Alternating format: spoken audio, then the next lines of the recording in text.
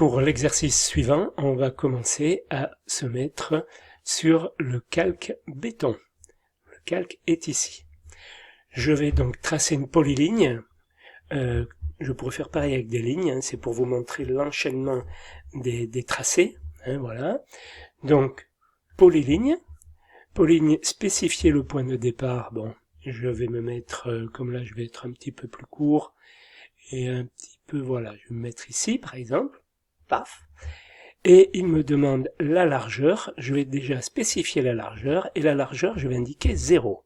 0 au départ, 0 à l'arrivée, voilà.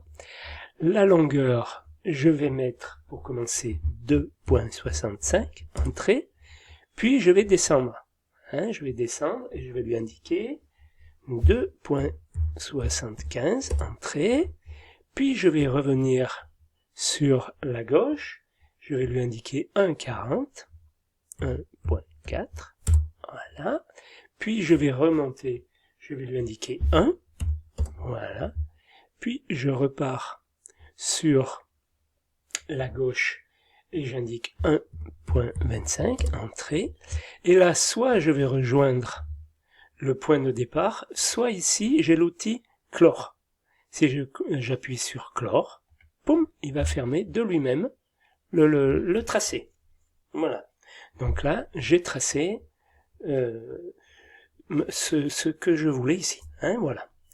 Donc, à ce moment-là, on est bon. Ce que l'on va faire pour éviter de perdre ce que l'on a fait depuis le début, et je vous conseille de le faire très régulièrement, c'est CTRL S ou de venir enregistrer ici.